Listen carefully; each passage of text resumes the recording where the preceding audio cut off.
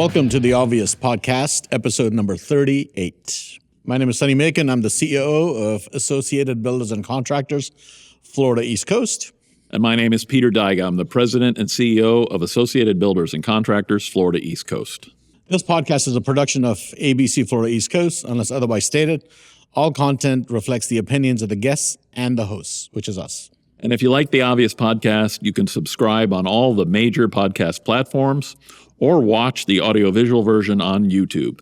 You can also follow The Obvious Podcast on Instagram, X, and Truth Social. You can always reach out to us via email at theobvious@abceastflorida.com. And links to all the social media feeds are in this episode's show notes. And if you want to help others find the podcast, please leave us a review on your podcast platform of choice. You know, Peter, for a long time, every time I see Mike Rowe on TV, I think he needs to be a guest on our show. Amen. I've actually had a long time dream or desire to have him as a commencement speaker at our graduation for the Institute, or at our Excellence in Construction Awards, or anything really, because if he understood who ABC was and who we were, he would definitely have an affinity, I think, for each other. Absolutely. We're the home of dirty jobs in Florida. So if somebody can get him a link to this podcast, we would appreciate it very much. But today I wanted to talk to you about an article that I read, thanks to Mr. Producer, where Mike Rowe, in an interview, talks about his concern. He calls it a warning that, and let me just make sure I get this right. He's citing an economist, Nicholas Eberstad's book, Men Without Work, which estimates that more than 7 million working-aged, able-bodied men have left the workforce. Just left it. Left it. You and I think, have alluded to this or talked about it in previous episodes. Episode, I think, 32. And if I'm wrong, Mr. Producer will fix it and show you. So first off, Mike Rowe, I mean, has this guy ever opened his mouth where he's not saying something very profound, I think, and I guess that's why he's found the success he's found, in terms of the television shows that he's done in the past. And but he's constantly in the news. I don't know if he's got a really good PR person or it's his messaging, but first off, it is a very alarming warning. And it's been talked about by a number of people. He's actually quoting a book, right, that somebody else wrote. Yeah, so a research economist. And it really goes much deeper. You and I were talking. We wish we had the cameras rolling because we were having a great conversation about this before we started taping.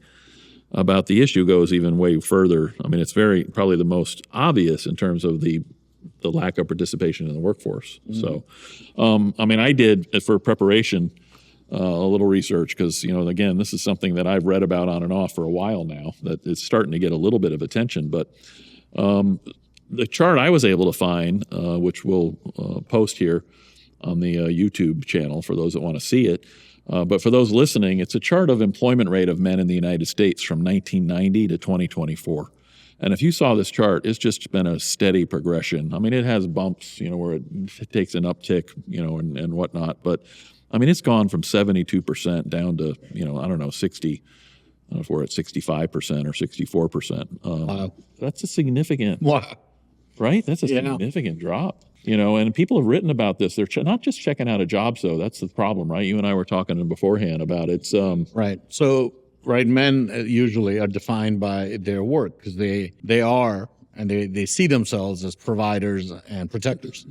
So if you aren't working, you aren't able to take care of yourself, you aren't going to get married, you aren't going to have children, there's no family formation, there's no house you buy, there's no progress as a society. And you look at what societies are successful. The societies that are successful tend to be societies that are based on, obviously based on work, but they're based on family formation and families being sort of this fundamental building block of society.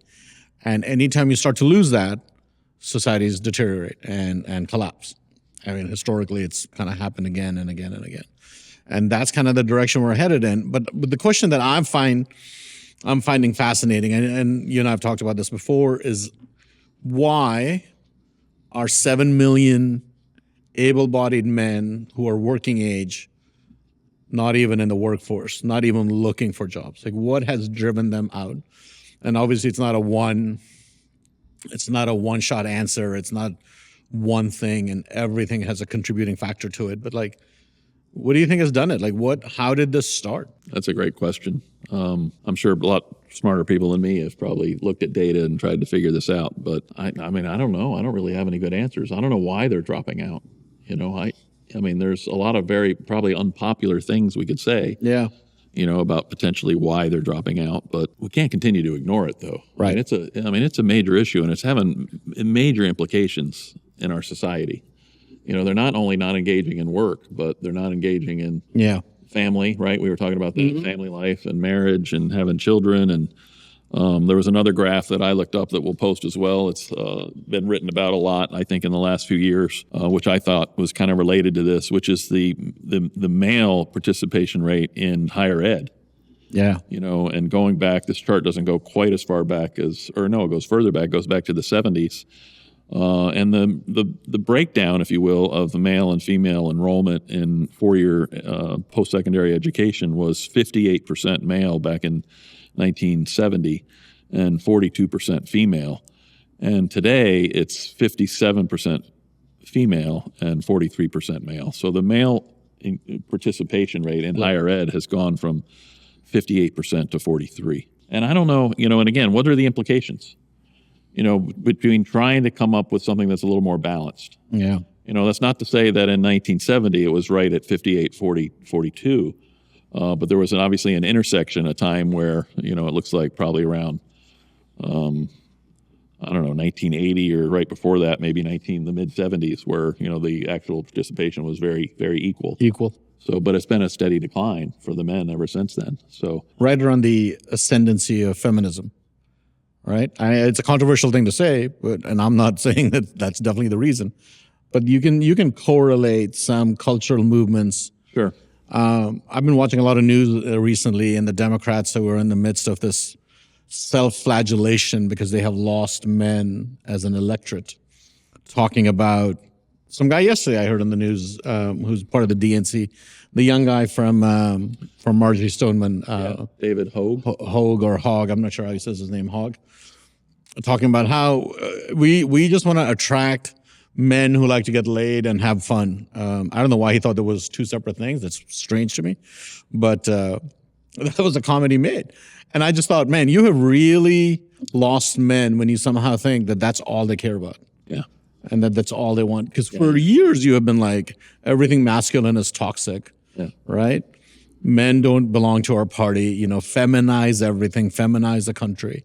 And now you're like, where are all the men going? Men are checking out. And it's like, it's kind of scary because we need those men, not just for economic reasons, but for cultural and societal reasons. There's another interesting thing happening, and maybe you've read a little bit about this. I'm not but there seems to be a resurgence in terms of religious participation, spirituality, especially for young men, which is very interesting. This might be, it's come full circle, or and I was actually this morning, watching Fox and Friends, and they actually had that David Hogg quote, and then they had Charlie Kirk, I think, who does the campus ministry, right, to campus. Turning Point USA, and he's on campuses a lot, right? Yeah, but he, to his credit, was saying they've missed the mark so much. If they think this is what young men, and the point of this resurgence, if you will, in spirituality and participation in religion or whatnot by men, I think shows that they're looking for something more meaningful, right? Yeah. So, well, we hollowed out, and I think we talked about this in our previous episode. If you look at census data, the non-college educated white male has the shortest lifespan in America right now. The shortest. And a lot of that has to do with drugs, has to do with a hollowed out middle class, the death of manufacturing in this country. You could go to high school, graduate, go get a job if you lived in Ohio or Michigan or Illinois at a factory, and be able to afford a really nice middle class life. You could buy a house, you could buy a car, you could get married, you could raise your kids. And that world just doesn't exist. Right. And it's been decimated. So where are all these men gonna go? And I remember NAFTA. I was in high school when NAFTA was signed. And I remember I don't remember, Bill Clinton or Newt Gingrich or somebody's like, yeah, you guys need to go back to community college and learn how to code, or, and it's like, that is not what these people want to do. This is not what they're made for or geared Right, for. And right. it just destroyed Right. manufacturing. Even now, this whole debate around tariffs. That's what Trump's trying to do. Exactly. I was going to say, Bring back manufacturing. even though we have popular voices like Mike Rowe talking about and screaming a warning, the British are coming, the British are coming. I mean, he's like, this is a signs of something very troubling happening in our society. Even though we have popular people like him saying it, you still have people that push back, right? So when you start to talk about these things, and to your point about Trump, people are like, they're even pushing back to that. I mean, this man believes we can still bring some. He's not saying all the shoe manufacturing or even maybe the textile or what, but there are things today we can still do here, and those kind of jobs are what built a middle class and gave a lot of meaning to a lot of people. And people, they're even rejecting that. They're like, that ain't happening, right? I mean, you have people pushing back, even though you have popular people like Mike Rowe saying there's something, the warning signs are there for us. You got a president that's trying to restructure that manufacturing base and our employment base in the United States, and people are still being like, I mean, never mind what Mike Rowe has to say. Never mind that we have a president that's trying to make some corrections. I mean, historically speaking, listen, I came to age when Republicans, today we call them kind of neocons or country club or whatever, Republicans, Trump is acting more like a Democrat than anybody I've ever seen, right? Recently he signed that executive order on prescription drugs. Heritage Foundation is losing its mind. And then you listen to Trump, I listened to his press conference where he sort of explains the logic behind it. And he's right. We have subsidized. Anyway, I don't want to get into a whole thing about separate subject for another a good subject. Yeah. For a future podcast. The idea of losing all these men, right? And I've had conversations where women are like, well, that's nonsense. Men need to take responsibility and find a way and find a path. There's perhaps some truth to that, but 7 million men, if Nicholas Eberstad's book is Men Without Work is accurate, it's a lot of people.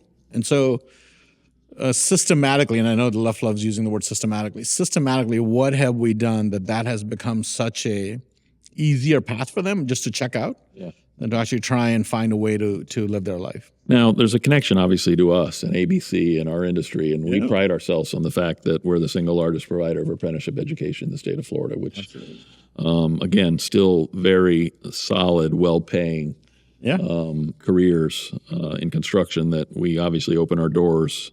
We're doing, we have hundreds and hundreds of pre-apprenticeship graduates who are looking for jobs.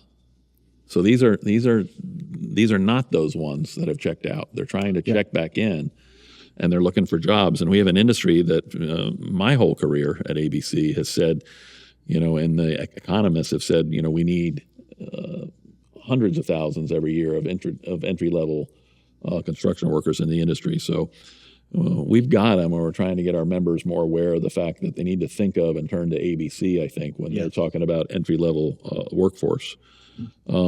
Especially and there's a tie-in, I think, to the whole immigration conversation as well, right? I mean, we've over the years had, there's plenty of members in ABC that nobody's Pollyannish, about the fact that there aren't unauthorized workers working in our industry. Of course. There probably are. But when you have to start a list of 500 or 600 or 800, I forget what the exact number is today, that we have that are authorized to work, that want an entry-level job, let's make it happen. Yeah. And, when I started at ABC, our first-year apprentice, I think it was either 31 or 33. And when we kind of dug into the numbers, you kind of realize they graduate high school, and then they just kind of waste their time. That's a great point. Whether they're going to retail or restaurants or waiters, fast food. And look, we're not obviously being critical of what people choose to do. But then by some miracle, they find construction or they find the Institute, they come to us, and they start training. And so by 34, 35, 36, they become journeymen, and their income just shoots up through the roof. To me, Sonny, that is and I've said this before, I think, that is the number one thing we need to be looking at in terms of measuring success. Yeah, exactly. Right? Because, if we're getting them at 28 or 30, What would the university system say if their entering level freshman was 28 or 30 or 33 years old? They would like, where have they been? Where have they been? They graduated from high school at 18. So yeah, I think in order to kind of reverse this trend, if you will, which is a very negative trend and is having serious societal consequences, the number one way we'll be able to point to success, I think, is looking at, ironically enough, an ABC statistic about what the average age is of our apprentices and in particular, our first year apprentices. So Now, I'm going to say this again. If you feel like you're lost, if you feel like you have no options or no opportunities, you need to call us. We will get you into a program. We will get you exposed to all the trades. We will do it for free. It won't cost you anything.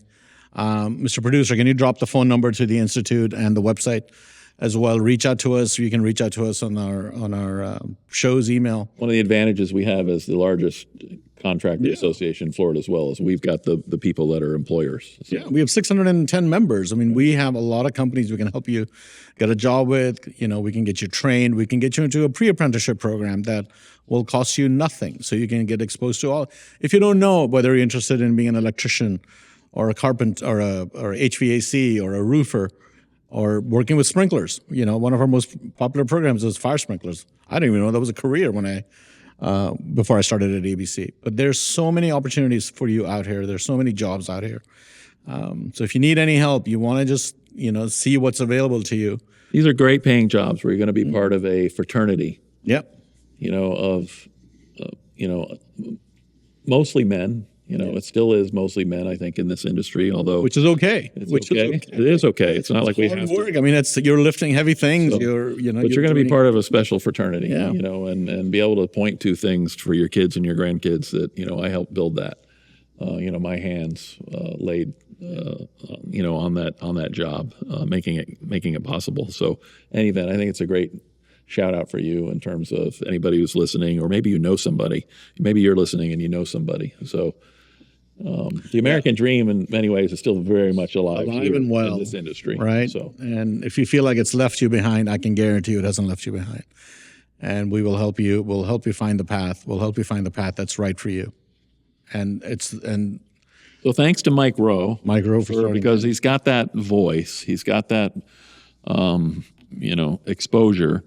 That when he draws attention to things like this, it gets a lot. It gets a lot of people noticing. So, I'm gonna, and I think I've shared the story before. Our biggest event of the year is an event called Excellence in Construction. It's really like our Oscars. Massive event, 800, 900 people come, dinner, and then we give out awards for great projects. We were setting up our EIC in Diplomat in Hollywood, and a young man came up to me, and he was with the hotel. It was a couple of years ago. Yeah, he was wearing his name pin, and he was obviously an employee at the hotel. And his thing said lead engineer, I think it said.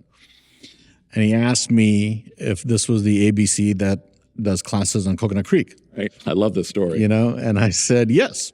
Well, first off, you were like, uh-oh. Yeah, first I thought there was a problem, and I was like, I'm not running this. And I pointed to Amy and Megan, who are our events leads, and I said, talk to them. And he started walking towards them, so I felt a little bad. I was like, all right, how can I help you? And he asked if we were the ABC from Coconut Creek. I said we were. And he said, I became a journeyman at ABC. And he said, now I'm the lead electrician here, a lead engineer here, but I became an electrician at ABC. And how much he loved his time here. And he reached into his wallet, and I thought he was going to give me his business card, right? So he reaches into his wallet, he grabs what I think is his business card, gives it to me, and I look at it, and it was a student ID. And and it was years ago. I think he graduated at that point 8 or 9 years ago. Yeah. And in fact, he's still carrying around that student ID. Still carried his student ID. And by the way, that's why, to our leadership's credit, our governing body and our board of directors and the staff and all of us are working very hard to gear up our services, if you will, to alumni. Yeah. Because we have thousands over the of years. alumni, And this is to our point of, he takes great pride in this. And it is a fraternity, of people. Yeah. So in any event, I think that's an awesome, again, credit, I think, to the kind of the strategic thinking, because it's something for many, many years we didn't really pay attention to. We're starting to pay a little more attention to. Absolutely. Alumni services, if you will. And But what a great story. Yeah. You know, and again, that's Changed his life, right? Yep, changed his life, you know, and so in any event, thank you, Mike Rowe. Thank you, Mike Rowe. Thanks for conveying that story, Sonny. Yeah, It's a great absolutely. story, you know. Thank you for joining us. Yep, we appreciate you all listening and honoring us with your time, and we look forward to sharing another episode with you very soon. Yes. And for comments, send us an email at theobvious@abceastflorida.com. All right, until next time, take care.